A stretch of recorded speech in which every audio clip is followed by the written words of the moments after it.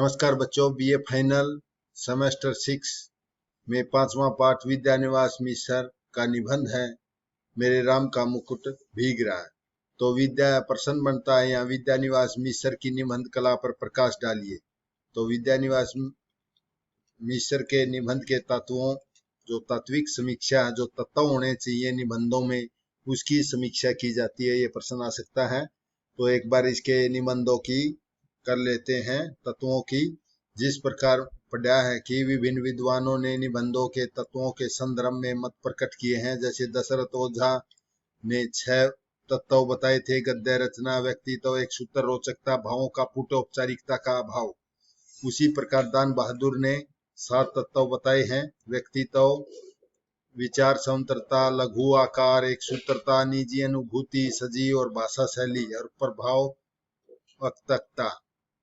तो इस प्रकार ये पहले भी हर निबंधकार के ये तत्व होते हैं। तो मुख्यतः हम इसके 5 तत्वों की समीक्षा करेंगे। जैसे कुछ अन्य विद्वानों ने भी 6 तत्व माने हैं, जैसे व्यक्ति, सापेक्षता, स्वच्छंदता, एकन्वीति, वैचारिकता, कलात्मकता, संक्षिप्तता। परंतु यदि ध्यान से देखा जाए तो निबंध के संदर्भ में तत्वों के तात्पर्य उन मूल उपकरणों से होता है जिनमें निबंध का निर्माण होता है। यानी निर्माण होने के लिए हमारे को क्या क्या चाहिए। जैसे बुद्धि तत्व, उसमें विचार आते हैं। कल्पना से भाव तत्व आते हैं, बुद्धि और भावों को संगठित करता है। तो इसी प्रकार जिनके बिना इसका अस्तित्व सर्वथा भाव होता है, इस सृष्टि में निबंध के मुख्य 5 तत्व होते हैं। 5 तत्वों की चर्चा पहले भी की है हजारी प्रसाद द्विवेदी में, और उससे पहले शुक्ल में भी की है, आचार्य शुक्ल के निबंधों। तो पहला बुद्धि तत्व, अनुभूति तत्व, कल्पना तत्व, अहम तत्व को कहते हैं व्यक्तिकता और भाषा शैली। तो जो निम्नलिखित इसके तत्व हैं: पहला बुद्धि तत्व। बुद्धि का अर्थ है विचारों से। हमारे जो विचार हैं वे दिमाग से निकलते हैं और किसी भी विषय पर अपने समतर्थ विचार रखते हैं। तो उसी प्रकार मिसर जी विद्यानिवास मिसर जी ने वैसे तो भावात्मक निबंध अधिक लिखे हैं, जिनमें कल्पना का वैभवपूर्ण विलास के साथ साथ भावुकता का साम्राज्य है। भावुकता का साम्राज्य। किंतु मिसर जी ने ये निबंध कोरे भावुकता और कल्पना से भरे नहीं है। इनमें सथल पर बौद्धिक चिंतन, यह आ गया ना, बौद्धिक चिंतन का और मनन को भी अवकाश दिया गया है। मौलिक विवेचन के साथ साथ सारगर्भित समीक्षाओं, व्याख्याओं में बुद्धि तत्व का प्रयोग किया गया है। तो उन्होंने जो अपने निबंध है उनमें मौलिक विवेचन किया उन्होंने और बौद्धिक तत्व का प्रयोग किया गया है। और इससे आगे है इनका, जैसे उनका पार्थिव धर्म नामक निबंध है। पृथ्वी के धर्म पर विचार करते हुए अपनी प्रतिभा का परिचय इस प्रकार दिया है। जैसे उन्होंने अपना विचार स्वयं प्रकट किया: कई बार मैंने इस पर विचार किया कि पृथ्वी का धर्म वस्तुतः क्या है। तो पृथ्वी की वह कौन सी नैसर्गिक और सत प्रक्रिया है जो उसे पृथ्वी का अभिधान, पृथ्वी का आकर्षण दिए हुए है। वह कौन सा गुण है जो उसकी नाना भाषी, नाना धर्मी सनातनों का स्नेह बंद किए हुए है। मैं शास्त्र के पास गया, न्याय शास्त्र ने कहा पृथ्वी का धर्म गंध है, यानी मिट्टी से गंध आती है। मिट्टी की पहचान उसकी सुरभि से, सुरभि माने सुगंध से है। ज्योतिष ने कहा पृथ्वी का गुण उसकी परिक्रमा से है।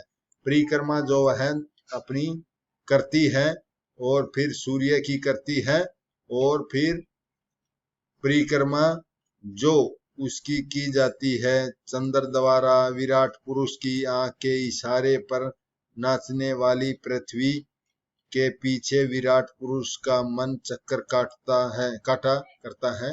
इतिहास ने अपनी सम्मति दी है, पृथ्वी का धर्म है अक्षमा।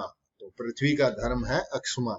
तो इसी प्रकार अन्य निबंधों में भी उन्होंने विचार प्रकट किए हैं। जैसे हिंदी की शब्द संपदा में अभिव्यक्त किए हैं। जैसे आवाज नामक एक निबंध लिखा है, उनमें बुद्धि, विलास और पंडित का परिचय इस प्रकार दिया है। जैसे कि प्राणी जगत से भी आवाजों की गूंज लेकर के संगीत के सातों स्वरों की कल्पना किया, जैसे हाथी चिंगाड़, शेर की दहाड़, घोड़े की हिनहनाट, गधे की रेंग, गाय बैल की हुंकार या रंभाट, बकरी की मिमियाट। इस प्रकार उन्होंने अपने विचारों को व्यक्त किया। ये उनकी बुद्धि तत्व है। नेक्स्ट है उसका अनुभूति तत्व।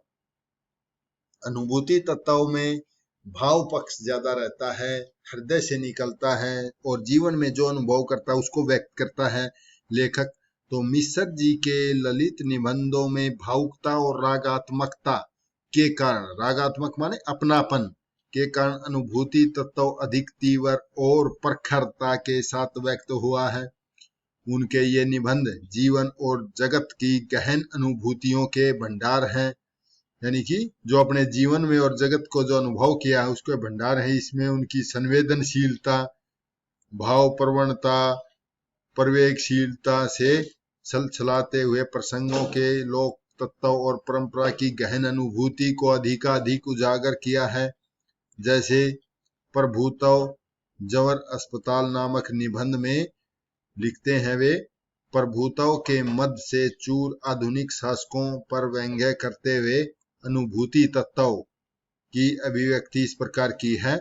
कहा कि मैंने प्रभुत्व जवर अस्पताल के भीतर जाकर पता लगाने की कोशिश की तो पता चला कि यहाँ संक्रामक जवरों माने बुखार होता है, जवरों की चिकित्सा की जाती है और रोग का प्रसार रोकने के लिए रोगी को चिकित्सालय में एक तरह से रखने के लिए विवश कर दिया जाता है। सही बात है, प्रभुत्व का जवर बहुत ही संक्रामक होता है। संक्रमण में वह उत्तरोत्तर बढ़ता ही चला जाता है। मंत्री से अधिक जवर उनके निजी सहायक को और उसके निजी सहायक से अधिक जवर उनके चपरासी को और उनके चपरासी से भी अधिक तीव्र जवर उनके खरास को, यानी कि वह उसका भी नौकर को। तो इस प्रकार इन्होंने अपना अनुभव प्रकट किया है।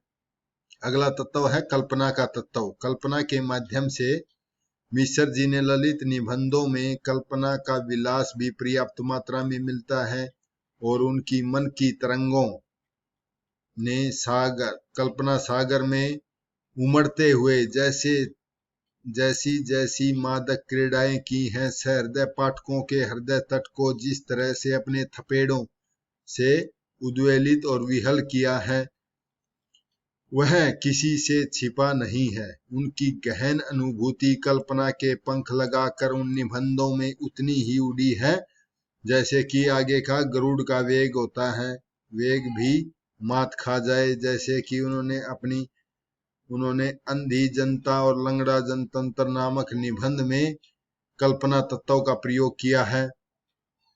जनतंत्र की कल्पना करते हुए लिखा है कि भारतीय जनतंत्र पंचमुख परमेश्वर है, सबसे ऊपर वाला मुख ईशान है, जिसका कोई व्यक्त आकार नहीं है, जिसकी कोई व्यक्त भाषा नहीं है और यह मुख है राज्याध्यक्ष एकदम निरपेक्ष, सबसे ज्यादा चंदन का लेप इसी के मुख पर होता है, सबसे ज्यादा फूल मालाएं इसी पर पड़ती हैं। तो इस प्रकार लेखक ने अपनी कल्पना के माध्यम से क्या क्या सोच विचार किया है और उसका निबंध बना दिया, तो ये कल्पना तत्व भी निबंध का आवश्यक है।